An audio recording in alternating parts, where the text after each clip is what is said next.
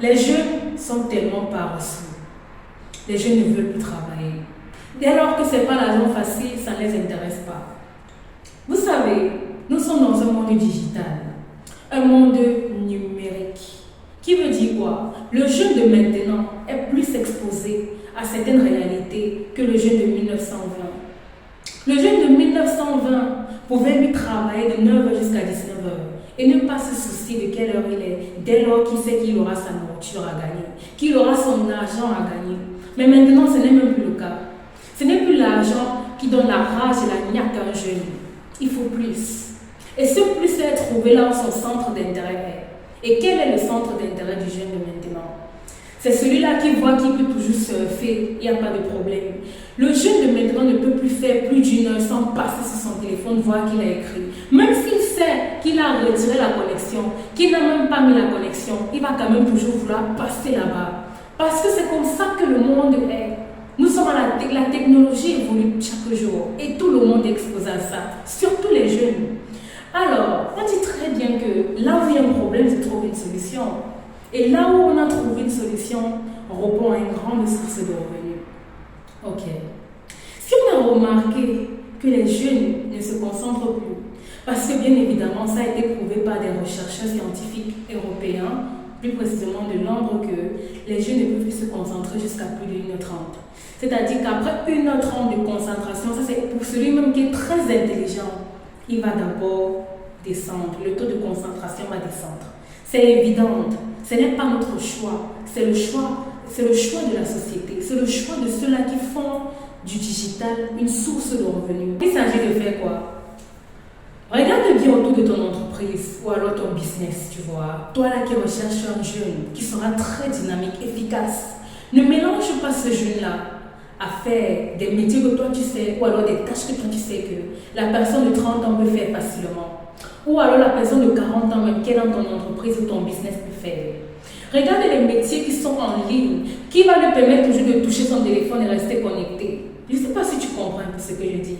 Si à l'époque, prenons un exemple, on apportait les tablettes à nos grands-parents et on disait qu'on va t'apprendre à manipuler et entre-temps, tu vas maintenant travailler sur les tablettes. S'il vous plaît, soyons honnêtes. Les entrepreneurs, là, les recruteurs, soyons honnêtes.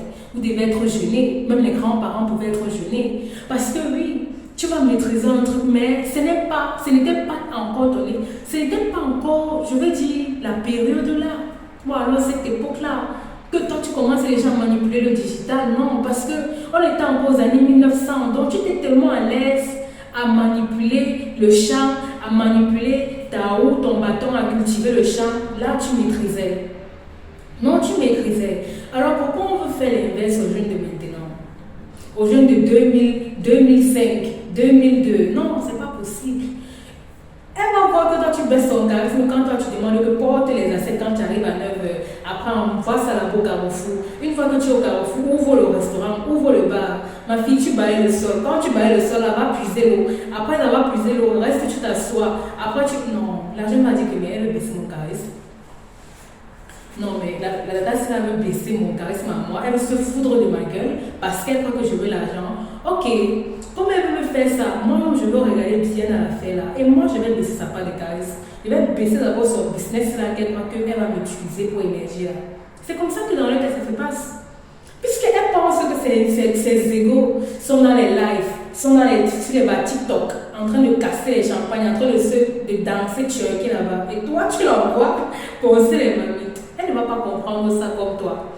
Elle ne va pas voir les choses comme toi tu vois les choses. Non, pas du tout.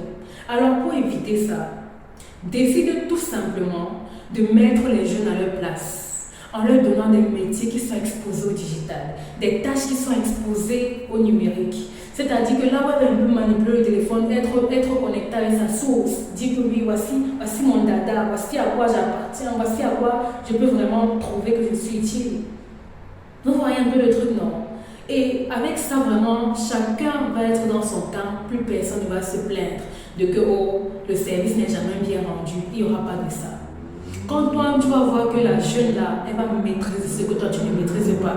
Puisque toi, tu te limites pas au niveau de partir voir ta copine, demander à ta copine de t'envoyer ses copines, ou alors d'appeler les clients à soi, viens, ma chérie, viens, tu ne vas pas regretter. Non, la jeune est capable de rester dans sa maison même. Merde. quoi ça avec les bruits? Excusez, c'était la moto. La jeune est capable, comme je disais, de rester dans sa chambre et puis d'avoir un maximum, donc un maximum de contacts qui sont en Chine, que toi, tu ne connais pas forcément.